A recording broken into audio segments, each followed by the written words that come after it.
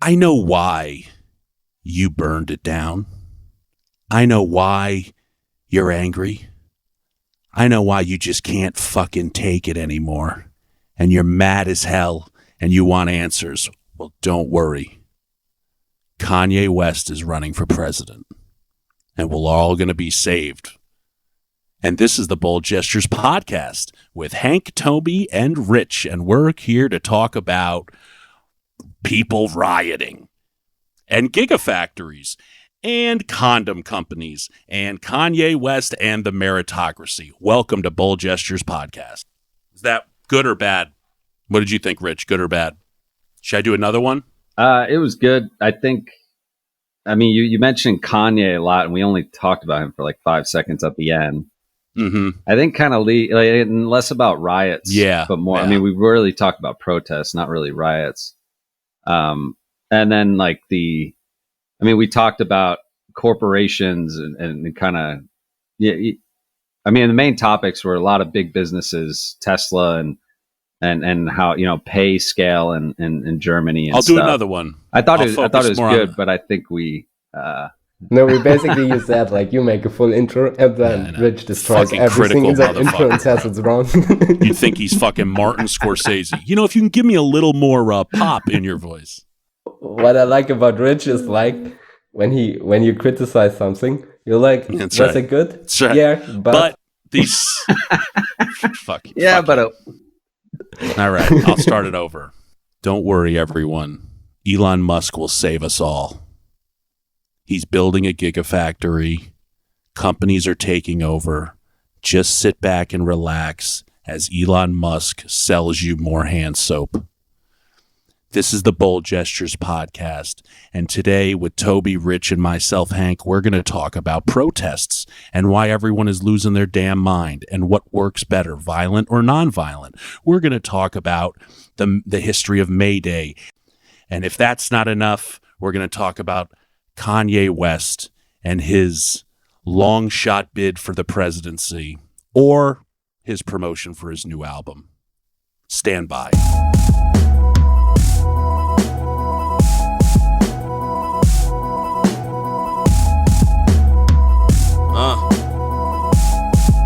Yeah, la cabeza. Up on the speaker, Serafina. Yeah. So there was a research study written by this guy, Omar Wasow, and he wrote a paper on protests. And he did an argument. He was trying to find out what's more effective, violent or nonviolent protests. And there's another woman from Harvard, Erica Chenoweth, who created a protest database so that they could find this out.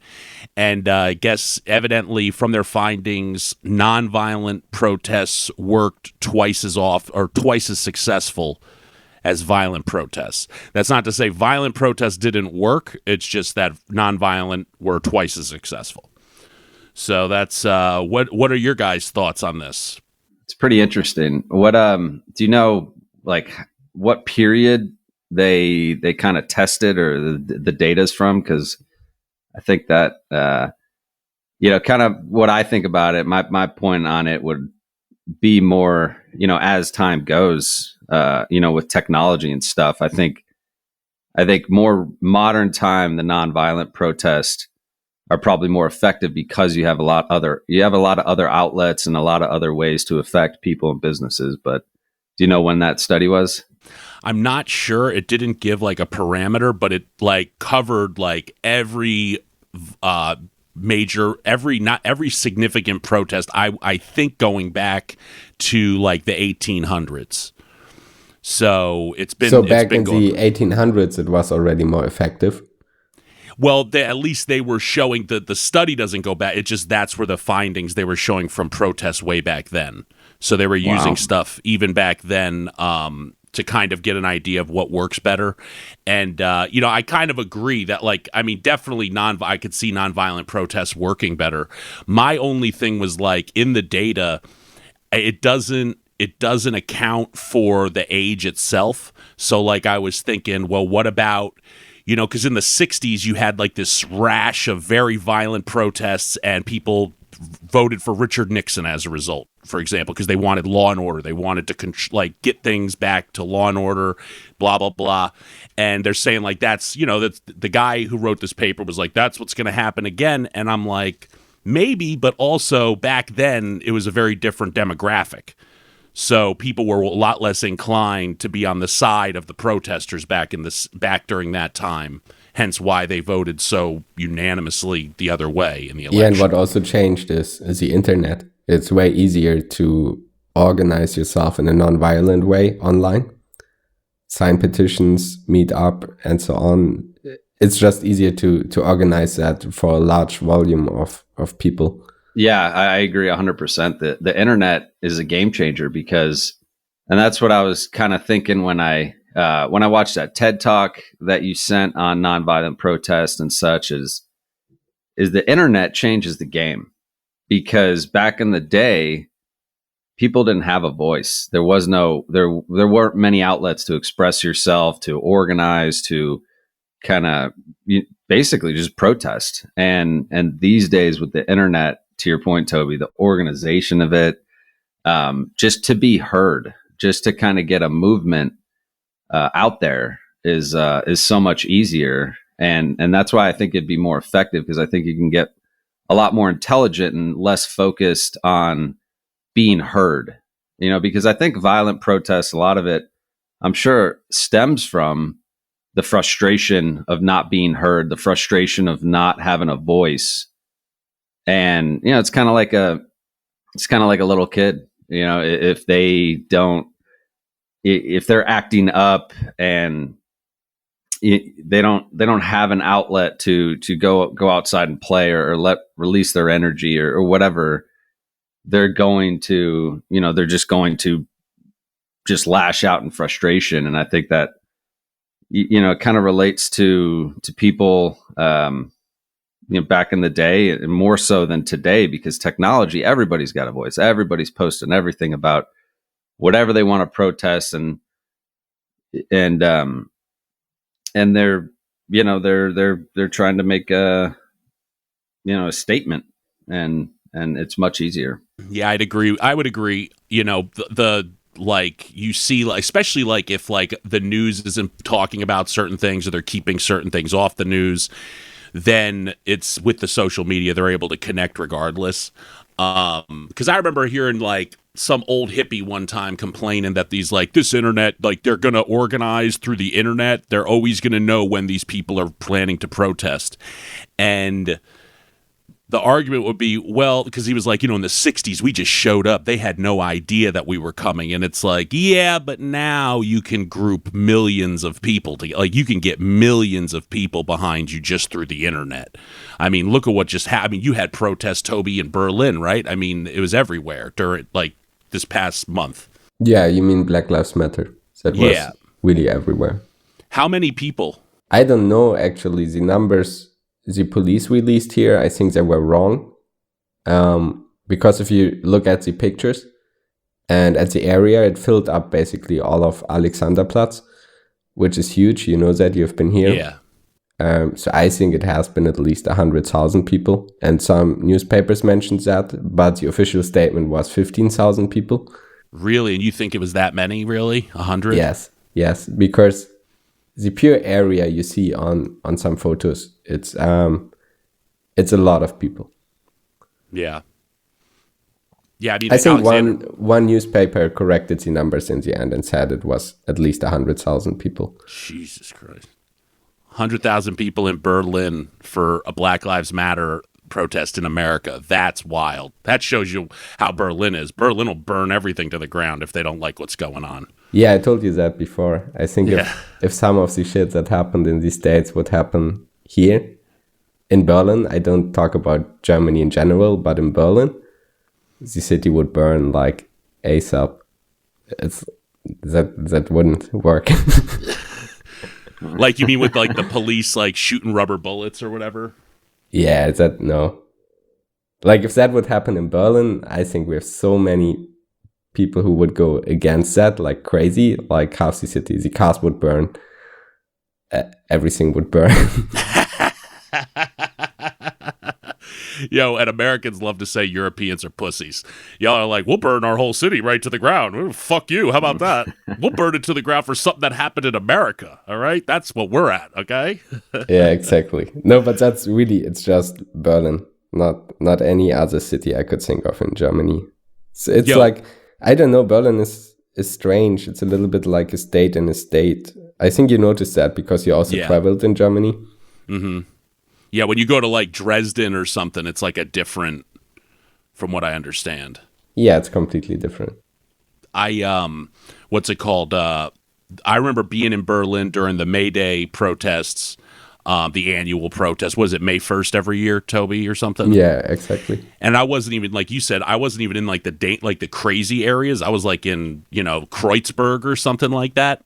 And even there, it was just chaos. Like you just had police like circled together, like in the middle of a 4-way street, and they're just preparing to just start like doing whatever they got to do. And then people are throwing smoke bombs at the cops. Like people are blowing, like setting things on fire. It was really, really something. I remember sitting around there and like, I don't know if this is the safest place for me to be just taking photos. But yeah, it was interesting because I looked up May Day, and May Day started. It was, I guess it's in remembrance for a protest that went on in Chicago, Rich, in 1886. And a bunch of people died. And that became like an international thing as a result. That's evidently where it all started. And now it's this yearly thing that people protest. Yeah. This year it was funny because Antifa, they released on their website a statement because of COVID-19.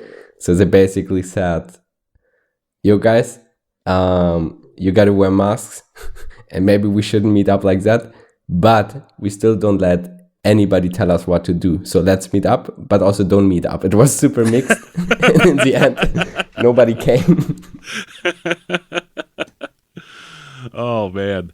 Yeah. That's... Go ahead. No, I was just going to say, I just was thinking about your study, and I didn't read the 53-page article because I don't like to read that much about topics that you're into. But just hearing about it, I'm actually really surprised that the conclusion was nonviolent protests are more effective, because I looked at it as I thought it was just going to be, out of the 20 protests, 10 were violent, 10 were nonviolent, and the violent protest. I would have thought the violent protests are more effective, because I would think violent protests, for violence to come, you would imagine the issue at hand would be a lot more serious. For instance, it made me think of Occupy Wall Street. Toby, did you hear about that out here? That was like 10 years ago. Yeah, I heard about that. I mean, it was pretty pathetic display of protest, very unorganized, it was nonviolent. It dragged on. I'm not saying the cause was, not valid, but it really wasn't effective. And that was nonviolent. So I actually would have thought the violent would have been more effective, because there's more at stake. There was more, emotions involved. But that is interesting. That TED Talk that you sent was really interesting as well. It kind of made me laugh, though, because she laid out a list. This lady, the TED Talk was about nonviolent protest. I believe she grew up in Iraq or Iran, and so she lived through some crazy times, and basically you really got into the study of nonviolent protests. And she laid out a list. She gave examples, and then she laid out a list of like 198 ways to violent protest. And some of them are really funny, because it's almost, honestly, it's like a prank war. It's not, it's protest, but like one of them, every day they would lay eggs on the doorstep of some governor's office because he doesn't have the balls to do something. Yeah. And so they take ours. And it just made me laugh, because because one, nonviolent protests are much easier to start, because it can be it can be an individual. It doesn't have to be 10,000 people. And so it makes you think, if this really picks up, it's just going to be prank wars. It's just going to turn less about picket signs and marching. It's going to be about pranking politicians, pranking businesses, boycotting. And I mean, there's just, it could get pretty crazy in the sense of how protest evolved. Yeah, I mean, if you think about it, look at what happened with the Tulsa rally, for Trump's Tulsa rally. Like, all the kids on TikTok, they signed up for attendance. Like, they signed up, like 800,000 people signed up for tickets to go to this, and it was just kids on TikTok fucking with Trump. And yeah, but that's a completely different thing. That's a new thing. I would agree. That's a very new thing. Like that online thing, that's only online. Because you have the new generation who knows how to use the internet, how to build bots and stuff. And that didn't happen before. Yeah, evidently it was... No, yeah, that's brand new. That's social media tactics. Yes. Yeah. Oh, no, they think of all the money they spent preparing for 1 million people to show up in Oklahoma. And then there's like 6,000, I think, showed up. He just... They have as many security guards as people that show up. Yo, they're planning for Lollapalooza. Bro, that was that's like Cambridge Analytica Junior. Yeah. That's right. It was like Cambridge Analytica, but for fucking TikTok kids. Yeah. Like, that was their move. Yeah, no, I saw that. It's funny, like, about tactics. Like, I was, like, looking at the Hong Kong protests and all their tactics and shit. Like, they use some wild stuff. Like, they use umbrellas. They're using, like, I don't know if you guys saw that little video of, like, all the different ways that they, like, try and fuck with the police and stuff. And I always thought that they were all nonviolent, but evidently that shit is not nonviolent, bro. They were using slingshots to throw rocks at cops from far away. Like, that's a very serious, like, they're organized as fuck. Like, I feel like, Rich, you would appreciate the organization of that. Like, yeah, I think there's the real professionals actually in Hong Kong. But I think it's also interesting how they evolve over time. If a protest happens, how they get more and more organized over time.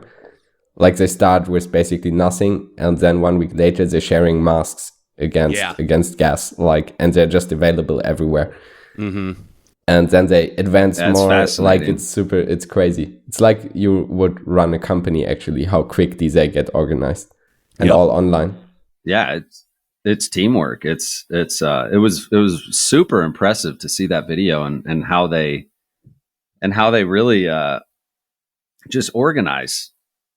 And they, to your point, they have assembly lines of passing stuff in and out of the, the main area to the supply. There's such a plan involved. It's you could tell it's super mass organized and very intelligently organized in terms of tactics. I mean, to Jeff, to your point, the umbrellas, those were just to cover up so people can't see what they're doing.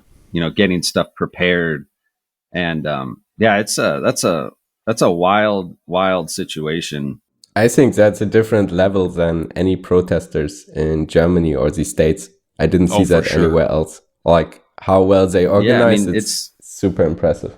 I think there's two. So it made me also think too, with violent, looking at the Hong Kong protests and then looking at, Black Lives Matter and the Hong Kong protest, it's based out of, it stems from fear, fear of, prisoners, the whole, what is it? Extradition. Is that what it's called? Extradition, where they fear that, hey, we want our freedom. We don't want to get to, we don't want China to basically take control of us and be sent to China if there's some wrongdoing. And it's a fear that they just want to live in, and have that freedom of what they had, where a lot of protests stem from justice. And I think justice stems more anger. It stems probably more violence, more emotions, and so less organization, where when it stems from fear, such as Hong Kong, I think you get a lot of people share that same fear in that entire city and can think, there's nothing immediate. We're not asking for immediate justice for somebody, but we do fear for the future. And so how do we stop this? And they can actually think and really plan it out. And I think those are two big factors, fear and justice. Where does the protest stem from? I think plays a big part. Yeah, I agree. I think that's only part of it. I think that's not the full explanation, and I'm not sure if anybody has the full explanation. Because Of if you the look Hong at Kong? because if you look at Black Lives Matter, that's not only justice, that's also fear for a lot True. of people. And True. Yeah. it's, I don't know, Black Lives Matter, it's still way better organized than any other recent American protests, at least that I know about, but it's not as organized and structured as the people do it in Hong Kong. Yeah, that's some next level. That's on the next level. They do it like I don't know, like they went through the demonstration boot camp and then Yeah, I think fear I agree. It's not just fear or just justice, but when there is justice to be had, I feel like there's a need for immediate action or immediate, steps to be taken. And so I get maybe it's not one or the other, but if justice is a part of it, there's a sense of urgency, which makes people not as, willing to, hey, let's talk, let's plan this out. And to your point, Tobi, yeah, Black Lives Matter is very organized. And I think that's because it just keeps happening. Yeah. Every year there's another incident or, many incidents. And for some reason, I think some of them just spark more, just they carry more weight than others. And I think this year, it was the wrong time for that cop to do what he did, because people are on edge, people are in quarantine, and people are pissed off, and it's been happening for too long, and it's yeah. I want to know what that cop thinks right now. I know. Like, what is he looking at the country being like, oh my God, what did I do? Are they going to kill me? Like he did basically everything wrong you can do wrong. Mm-hmm. He must be so protected in jail. Dude, he got divorced, right? His wife left him. Well, he got divorced, but evidently he has $1 million in pension coming to him regardless of the outcome. Like, even if he goes to prison, he'll get $1 million in his pension or something. So I think it's 1.1. Yeah. So, I mean, that's part of the problem. But I know when it first happened, he had like hundreds and hundreds of people in front of his house demanding justice. Like, they had, I mean, you can watch the video. There's like all these police guarding his house the whole night. They had like a barricade around the man's house. And it's just like, I'm not like a mob justice person, but that's gotta be terrifying. Like, that's some old Wild West shit where like the sheriff's trying to keep the town from hanging the person who just killed somebody. And it's like, bro, man, I don't know. You might want to let them through. Yeah, Does he have kids? I'm pretty sure he did, yeah. Then there was a picture, I don't know if you guys saw but that. But I bet the kids are with the mom now. Oh, yeah. Oh, for sure. The mother's probably... I think the mother was like a Miss Minnesota or something. Yeah, I don't know. I just know that she filed the divorce papers. Yeah. ASAP. She was like, I'm out of here. She's like, I'm out of here, bro. We're changing our names. We don't want nothing to do with that. That was your call, buddy. That's right. I mean, that was crazy. It's funny, like, I don't know if you guys saw that PBS interview that I sent with this guy, David Markovitz. He was like a Yale lawyer, and he wrote this thing about how, like, he wrote a book called The Meritocracy Trap, and he said that, and granted, I mean, every time is different, but it kind of speaks to what we're talking about, because he was discussing how he said the book is essentially for people who are very wealthy to read and to understand what's coming if they're not careful. And his argument was that there's two different history books on history written by these top-rate historians that they looked back at recorded history at like levels of power and wealth inequality, and they took it in comparison, like how much money and power the top elites have in society over the course of hundreds of years, and how things turned out. And when they measured it to where we're currently at in the U.S. prior to COVID, they said that he was saying that only one time in history has there ever been this much difference in how much money like the wealthiest have compared to the poor, where it didn't end in war or violent revolution.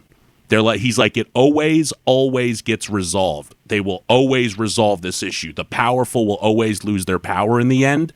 But he's like, if they don't do something about it now or soon, it's gonna be taken from them. Like, but it always happens in a violent manner, like historically, except for one time. He didn't mention what time that was. I have a feeling it was the 30s, but in the U.S., not everywhere else in the world, because obviously that wasn't the case. But that's what he was saying. So that's kind of like, so I'm looking at that, and it's like, you know, you'd think people would take it a little more seriously. So I'm wondering, is that going to be the only way people do things in the future? Like, oh, is it just going to have to come to that? Like, and that's kind of scary, because what does that mean for? Well, I think it's always come to that. I think history always repeats itself, and I think I think one way or another, our instincts as humans are.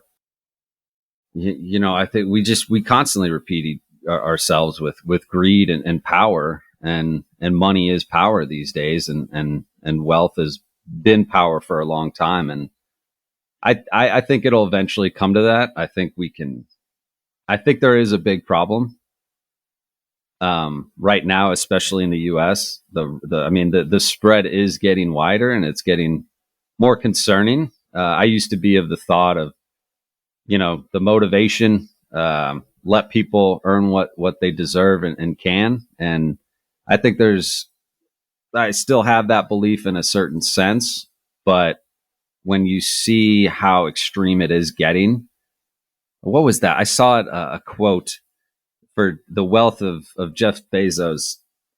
If you earned $180,000 a day since before Jesus was born to now, you would still have less money than Jeff Bezos. Yeah, so this guy's going to have to leave Earth.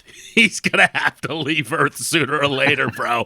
They're going to hang him. Like, sooner or later, he's going to get killed. Like, all of them, from Trump to Warren Buffett, everyone's just going to start popping these people if they don't start giving away their money soon.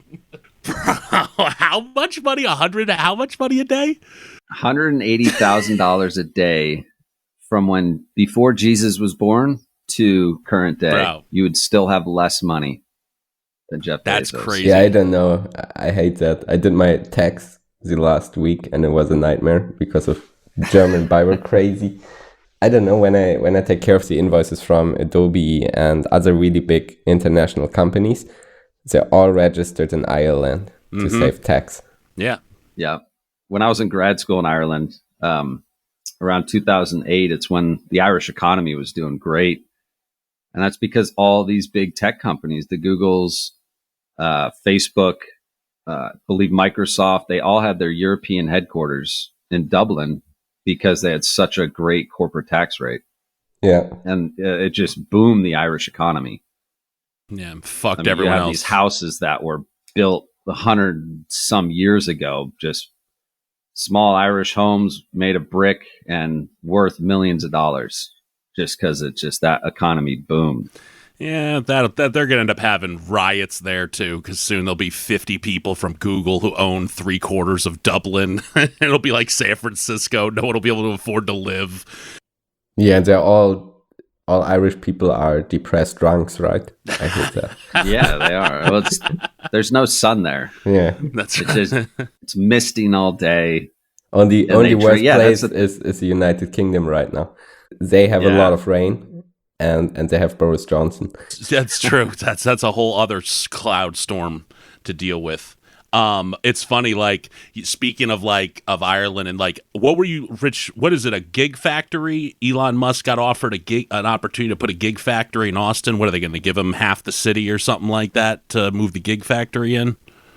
Yeah, they just approved the tax. The county approved the tax incentives for Tesla to move here. They are looking at a 2,100 acre lot for $5 million in East Austin.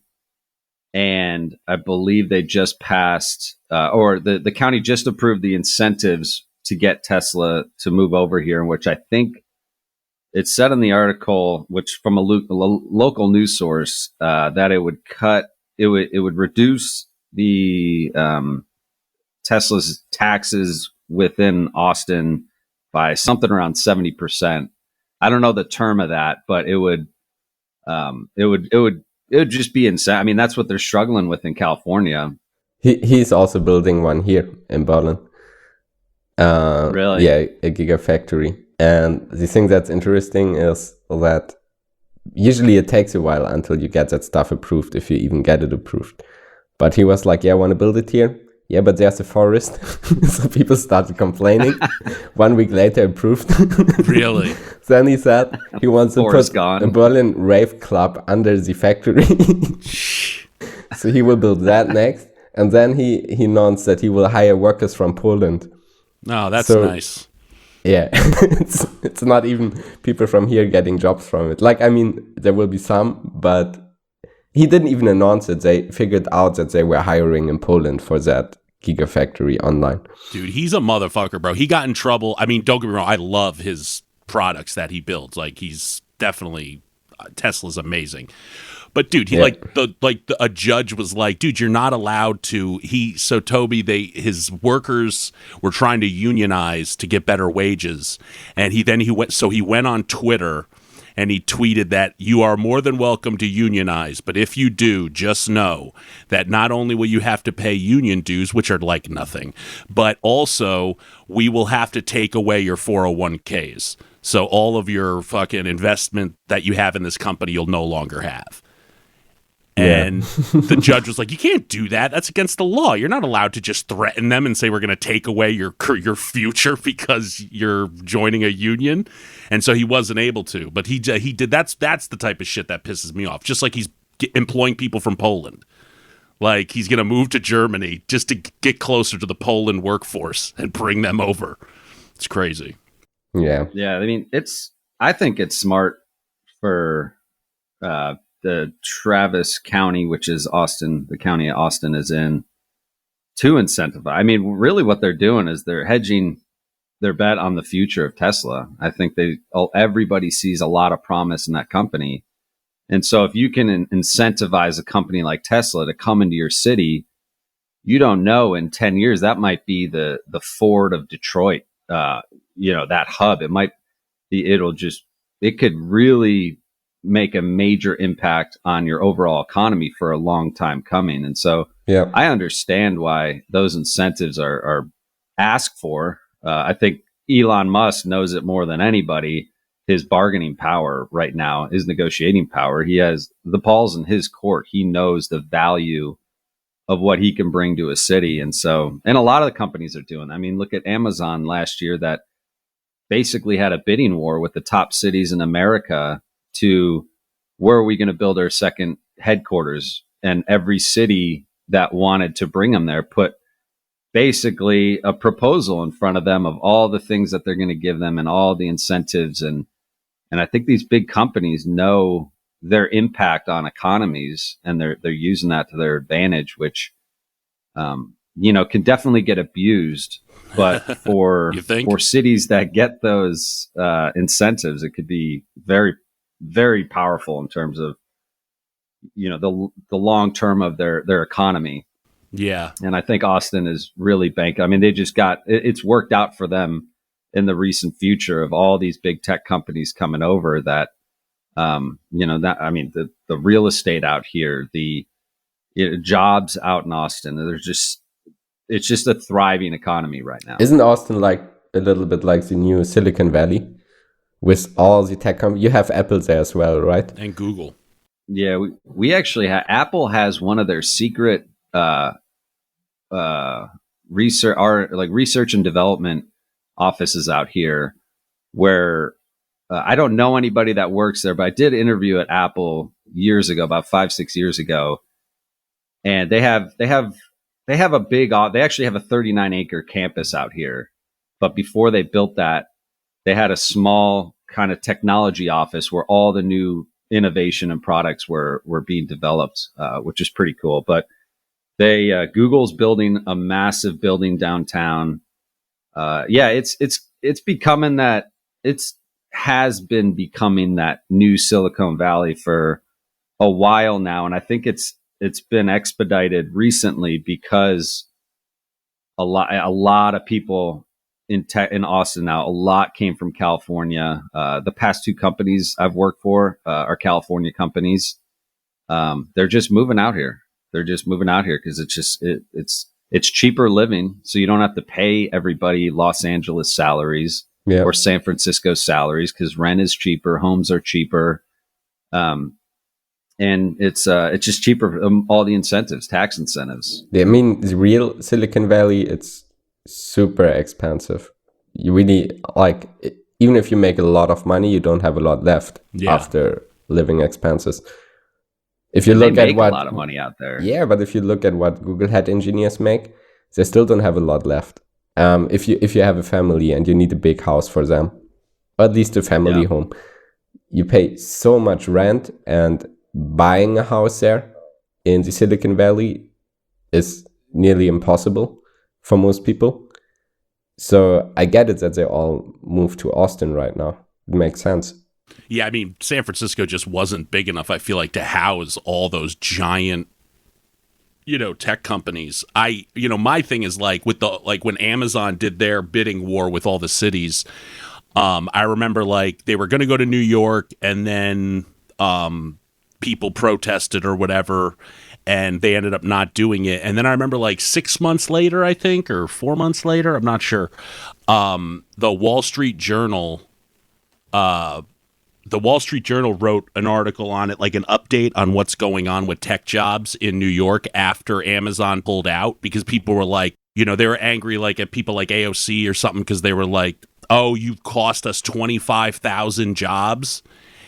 And so this Wall Street Journal article comes out saying that they've actually put more tech jobs have come to New York since they pulled out of their deal than had ever come to New York before. Even Amazon was hiring more people in New York despite pulling out of that deal than they had ever hired previously. And they said that it was actually, and this is the Wall Street Journal of all places, but they were saying, they were like, it's actually been really good for New York because Google brought a lot more people, Uber, even Amazon. They had a lot more people that came, that, like, job-wise, that they put into the city, regardless of the fact that they never got this. And they were going to get like a couple $2 billion or something to move.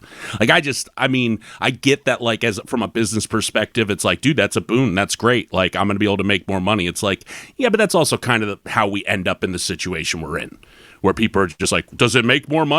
Well, then let's do it. And it's like, yeah, but what happens to, like, Knoxville, Tennessee, when you move, like, the headquarters of Amazon there, or wherever they ended up going? I feel like, yeah, it's going to help the economy, but everyone's just going to work at Amazon.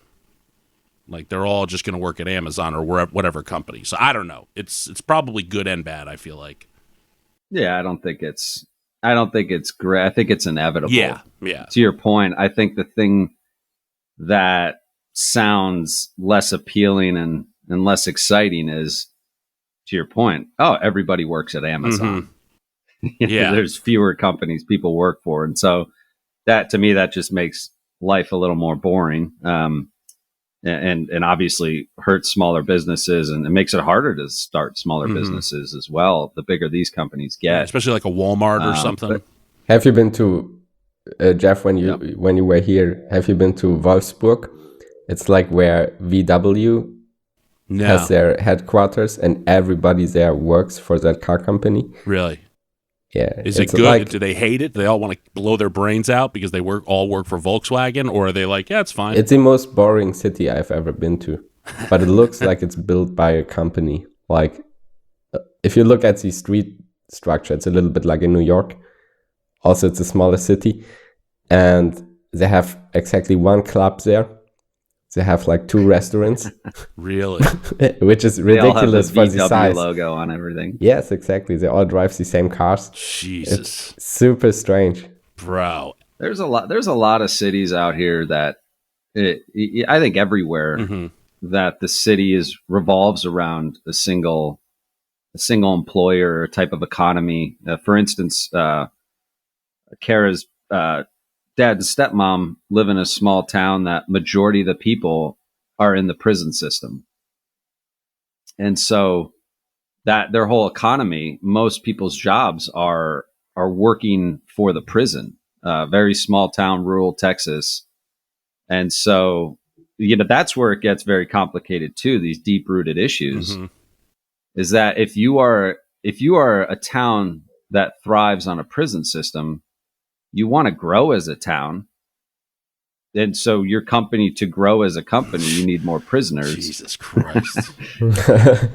Bro. And so it's very I mean, using the prison system for profit, that's the wrong thing already. Yeah, don't say that, Tobi. All right? You're not allowed to say that, okay? Because that's not true. All right? Who had that idea, like, to make even private prisons and to make it a business? Who was that? Fucking conservative Americans who think the free market will fix every problem. You got AIDS? Spray the free market on it. That'll fix it. Like, I mean, it's really pretty evil if you look at it. Because it's a system that you can't easily fix now. Well, it's like they're private companies that own a lot of the prisons. Not all the prisons. Yeah.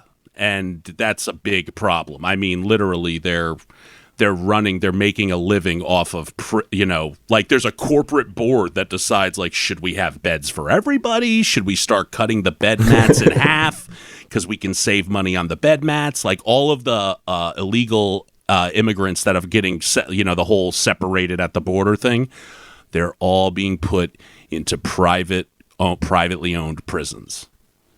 Like all of them. There's just money being made. AT&T, Whole Foods, everyone uses private prison labor, which is slavery. I mean, it says it in the Constitution that you can be a slave if you break the law. So, that's why we do it, baby. Yeah, I think it's really fucked up. Not only the private prisons. There was that New York Times article, I think it was last year, over Christmas, when that prison in New York, they didn't have electricity and they didn't make it public. Yeah. For like 3 or 4 days, so they couldn't heat the prison. Mm-hmm. And a journalist got in there. He got covered as a lawyer basically, and he got in there and wrote the article afterwards. And he said they were like rats basically. They were all sitting, hugging each other on the floor because it was cold. They didn't get warm food for 3 days or 4 days. It was wet. There were like rats. Yeah. And that's in New York. In Florida, they're not, I think something like half of all detention centers in Florida don't have air conditioning. Yeah, I mean, we don't have that in Germany at all. Yeah, but you're in Germany. We're in the Caribbean.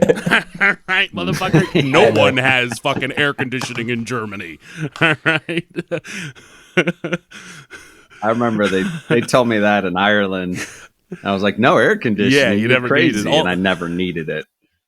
And then I come back to Florida. Could you imagine? Like, oh gosh! Could you imagine being in Dade County Correction Facility with thousands of people and no air conditioning, no windows? Like you just boil. Like Tobi, we talked about this years ago when I was in Germany. Me and Tobi, I remember we were walking to like the train station, and Tobi was like, out of nowhere too, Rich. We weren't even discussing it. Tobi just goes, "You know what the problem is? I think in America is that you all have very good marketing."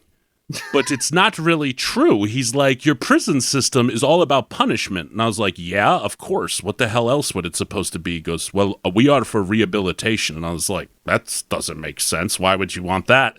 And he's just like, well, I mean, then you won't have people just keep breaking the law over and over again. And I was just like, wow, that was the first time, Tobi, ever in my life I ever even thought about that. First time. Yeah. Yeah, I think it's a huge opportunity for us. We'll find a way to make profit off of that too, but yeah, I think rehabilitation. I think and I think they do some of that in the prisons. Aren't you able to get degrees in prison you can, these days? but like the credits don't turn over. Like I think they don't get as much credit for each course they take, so they got to take like double the courses to get the credits. Like everything is kind of like ratcheted down, so they have to go to more classes or whatever it is. Like I'm not 100%, but from what I understand, there's more. You have to take more classes to get the same amount of credits. I mean, you got the time. If you're in prison, it doesn't matter. Yeah, it's very true. Yeah, it's very true. But still, isn't it more profitable to get people out of there and educate them, because then they become taxpayers? Yeah, that is the better way to do things, but we don't do things that way. I mean, we're still very much like... I don't know, but I really don't know how much money do you make on average with a prisoner with the current system? I think that number is pretty hard to name. Yeah, they don't want you to know that. They don't want you to know how much money they're Yeah. making off of chattel slavery. Bro, because I mean, they have to have a job. Like, they have to have a job while they're in prison. And I think they get paid like 23 cents an hour or something. So, like, AT&T, like, I mean, Mike Bloomberg, when he was running for his, like, I'm going to be the president, he hired call center people to call people about his election to convince them to vote for him. And they were all in the prison. They were being paid by the Bloomberg campaign as prisoners to call. They're not allowed to vote. All right, because if you go to jail, you lose your rights to vote in the United States. So they have to call people to convince them to vote for Mike Bloomberg, who literally is like, when he was the head of New York, he was like all for like profiling people, like stop and frisk, all these things. Like, he put so many people in jail, and now he's using prison labor to try and get himself elected, which I thought was pretty impressive. Yeah, it is. It's smart. It's a loophole in our system. I mean, apparently there's no minimum wage in prison, so That's pretty smart. You start a call center, you hire people from prison, pay them 23 cents an hour. Easy profit. It's even cheaper than hire someone from Malaysia or India. Yeah, it is. It's the cheapest. And it's local speakers, like it's native speakers. Look at you finding all the pros. yeah. There's a lot of good benefits, you know, this and that. Like, that's literally how, like, you'll have a fucking American who makes $12 an hour who would look and go, yep, I agree. That is a tremendous idea. It's like, dude, you're not going to make money off it. Why do you give a fuck? Like, that's not cool. You shouldn't have slaves. But which brings us, Tobi, which I thought this is interesting because we were talking about this, the condom company. That condom company in Europe. You know, we were just talking about Elon Musk, talking about prison labor. And then you have this condom company in Germany. And why don't you explain it a little bit for people? What's the name? Einhorn Berlin. Yeah, they make condoms. But basically, what's different about them as a company, first off, they're doing everything fair trade. Like, they control everything from production up to here, which is tricky to make condoms because basically all the stuff you need for it gets built all over the world. And the other thing they do is that the company is self-owned. So they basically made it so that they can't sell the company anymore. So the CEOs or investors, they can't just get out and take a lot of money and sell it. The company works for itself. Yeah, that is interesting. Also, if you can't sell the company, then you also are you're slowing down the process of these massive companies that come together, because a lot of what goes on and what makes these massive companies, for instance, Expedia. I only mention them because I used to work for a company that they bought. I worked for HomeAway, and Expedia, you could book flights on there, you could book hotels, car rentals, and they wanted to get into the vacation rental space, and so they bought HomeAway. And acquiring companies is such a big deal these days, and these big corporations finding out where they can add an extra arm to their arsenal and just grow even more and really, really take over an entire industry. So by not being able to sell, I guess you are limiting convenience innovation in the sense of, if you can't join companies together and purchase outright, it makes it harder to have a one-stop shop for a certain industry where, oh, you want a flight and a vacation rental.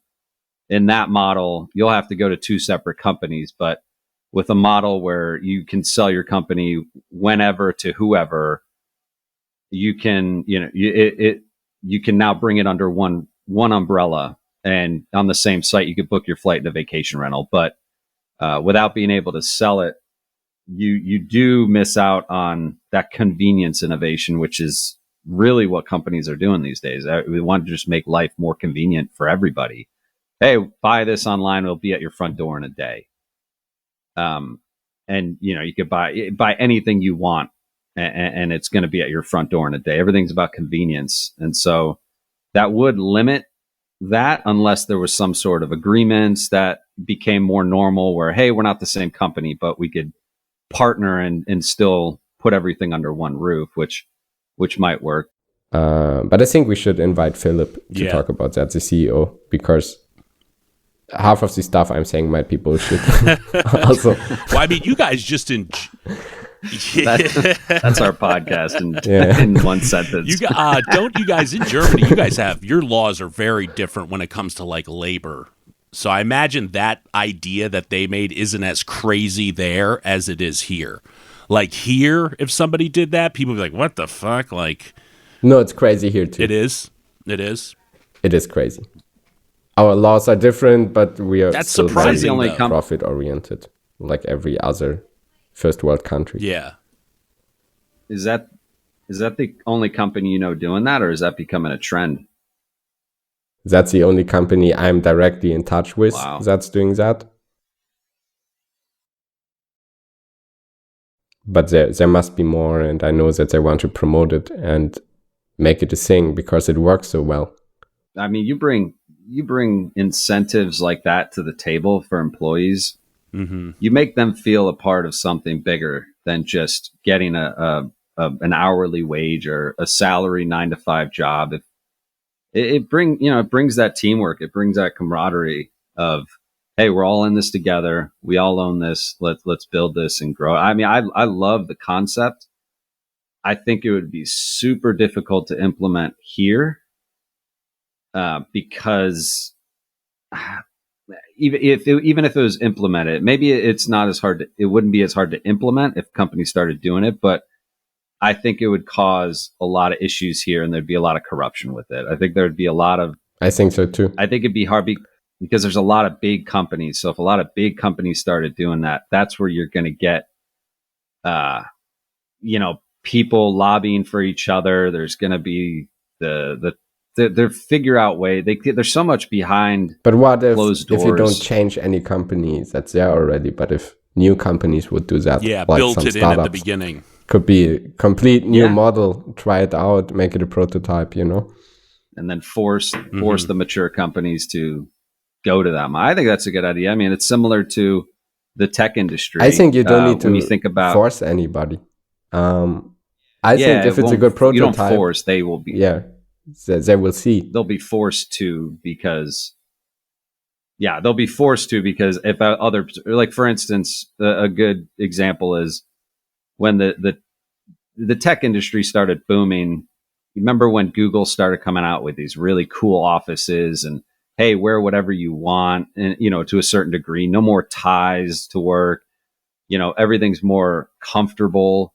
That was a very tech driven initiative in terms of let's make the office a good place to come to.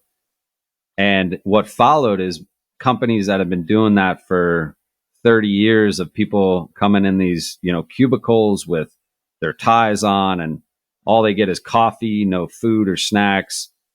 They changed because the talent was going to these places that are great to work at. And so that changed the whole industry in that. So to your point, yeah, I think if the new companies wanted to do that, you could get some young.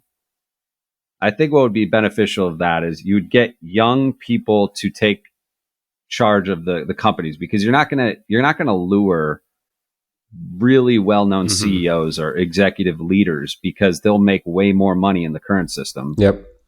And so you would get new, fresh people that would otherwise not make nearly as much, going up the ladder in a mature company.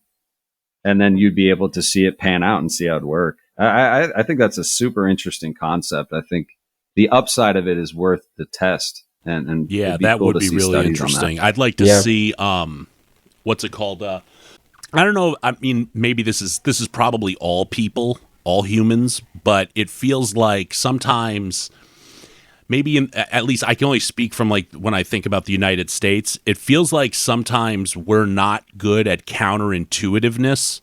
Like we go a lot on a gut feeling, like it makes sense, like to like what you guys are talking about, like for like the traditional business model in the United States makes a lot of sense from like just looking at it. You have a boss, you have board members, and everything kind of, you know, builds out from there.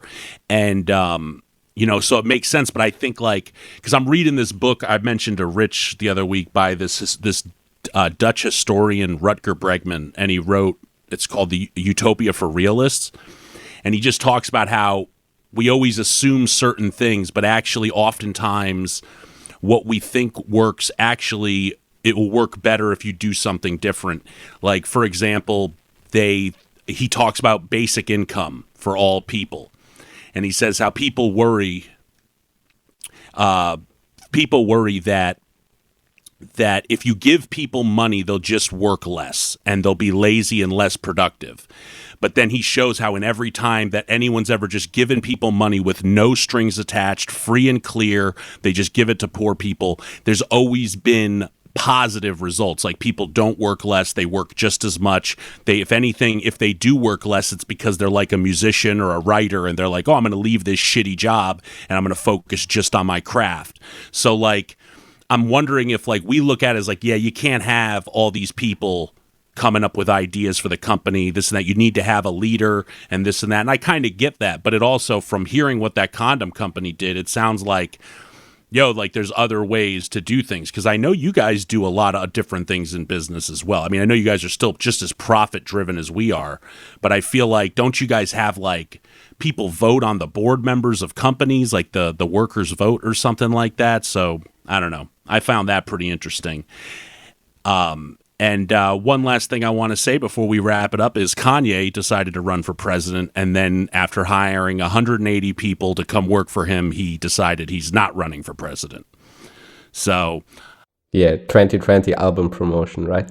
Yo, for real, bro. Like, imagine 180 people evidently were hired to come work for him on his campaign. Think of like my brother was saying, like, dude, think of how many people probably like left their job to like for a better job to work for Kanye and all this shit. And like, yeah, he was like, never mind. Sorry, guys. Yeah, but I mean, you're just bipolar. So if you decide to work that's for him on and you, leave bro. your job, that's your own fault. Yeah, that's I don't feel bad for them at all. Like, and to be honest, there's probably I doubt it was a lot of people like, I'm dropping everything and I'm working for Kanye. 180 people. You probably got like 10,000 people to volunteer. Yeah. Like, I'll do it. So I don't. It's just funny I don't though. feel bad. It's just funny that like he gets all these people. They all show up in Wyoming, and he's like, "Never mind, guys. I'm gonna make a new jacket instead." I like how Elon Musk supported him immediately, and then 2 days later, he said he's not sure if he should support him anymore. Yeah, as soon as like Kanye West came out and says, I'm anti-vaccine, that shit's the mark of the beast. It's like, okay, all right. Chance the Rapper was on Twitter and he was like, yo, I'm voting for Kanye, blah, blah, blah. He's for black liberation and this and that. And I'm just thinking, the guy doesn't even believe in vaccines. Like, really? And he gets roasted on Twitter. And then that actor, Terry Crews, that everyone's giving shit these days because he's like, black supremacy isn't good or whatever. Terry Crews is like, hey, man, I feel you, brother, because Chance wrote like something like laying down at the top of the hill thinking about what's going on. And then Terry Crews is like, I'm with you, brother. And then Chance puts sprinting back down the hill now because he didn't want nothing to do with Terry Crews. He was like, wait a minute. He goes, I do not accept this guy's endorsement, blah, blah, blah. Yeah, so it's pretty funny. But all right, so that is another episode of Bold Gestures Podcast. We hope you guys enjoyed it. Talked about all types of things and how Elon Musk is going to own the world one day. So feel free to loot, riot, and burn as we do as you're right as a human being. Or violent. Depends on what you want to do. In a non-violent way. It's much more effective. Drop it like the Titanic. The Titanic is the curse of the big booty. Empty wallets, rich cooties. Turn players to stiff groupies. Why every pitch movie? She got dad skipping out on family time. To see the tattoo above her panty line.